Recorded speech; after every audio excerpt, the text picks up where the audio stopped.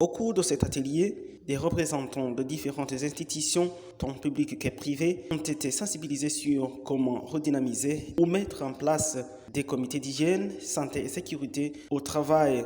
Les conférences du jour ont montré différents risques du travail. Les risques professionnels sont de deux types. Il y a les accidents du travail et les maladies professionnelles. La différence entre les deux, c'est que les accidents du travail arrivent brusquement, alors que les maladies professionnelles arrivent après plusieurs temps. C'est-à-dire que c'est des maladies qu'on verra quand le travailleur sera en retraite, alors que les accidents du travail, on le voit directement parce que c'est des choses qui arrivent soudainement et des causes qui sont violentes.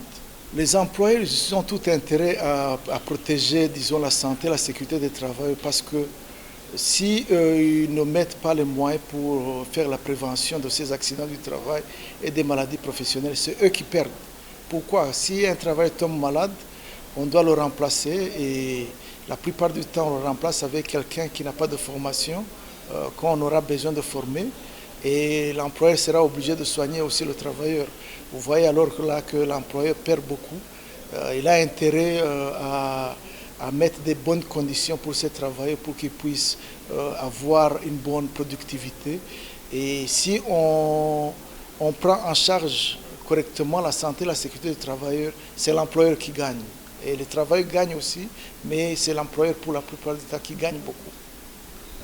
Quant au coordinateur national du programme de l'Organisation internationale du travail OIT, un programme visant la promotion de la santé et sécurité au travail, il indique le rôle de ces comités ainsi que leurs avantages à l'endroit de l'employeur et du travailleur.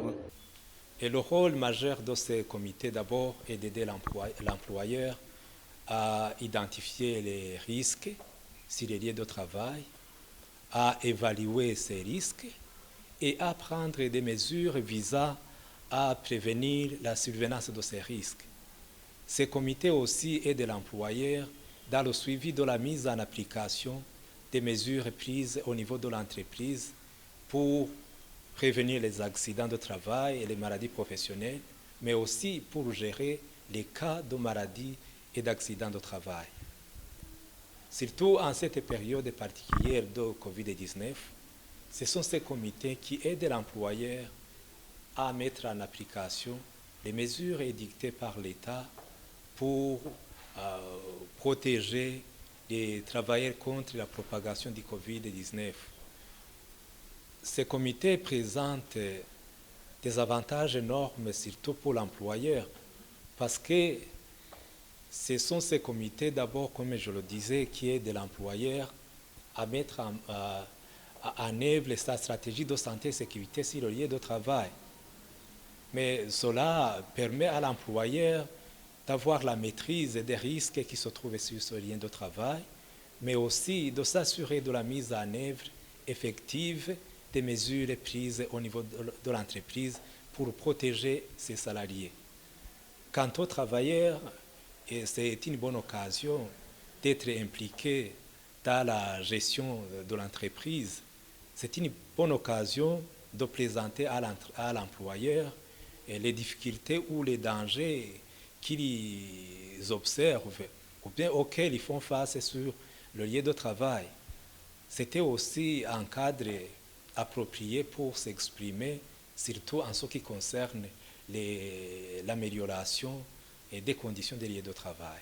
L'assistant du ministre de la fonction publique, du travail et de l'emploi fait savoir qu'au sein du ministère, l'accent particulier est mis sur la sensibilisation des différentes institutions sur le bien fondé de ce programme de redynamisation ou mise en place des comités de santé et sécurité au travail. Le programme est nouveau dans notre pays. Via la Direction générale du travail et emploi, nous sommes en train de sensibiliser tout le monde. Que l'on puisse promouvoir ce programme de santé et sécurité au travail. C'est très important parce que quand le travailleur n'est pas à l'aise dans son bureau, quand il y a de la poussière, quand il est mal assis, quand les bureaux ne sont pas bien équipés, les conséquences est qu'il n'est pas à l'aise pendant son travail. Donc nous avons le souci de sensibiliser tout le monde, les employeurs et les travailleurs, pour que tout le monde puisse connaître profondément les biens fondés de ce programme de santé et sécurité au travail. Des participants en cet atelier témoignent que certaines institutions ne sont pas dotées de ces comités et d'autres ne fonctionnent pas normalement. Ils s'engagent à redynamiser et mettre en place ces comités.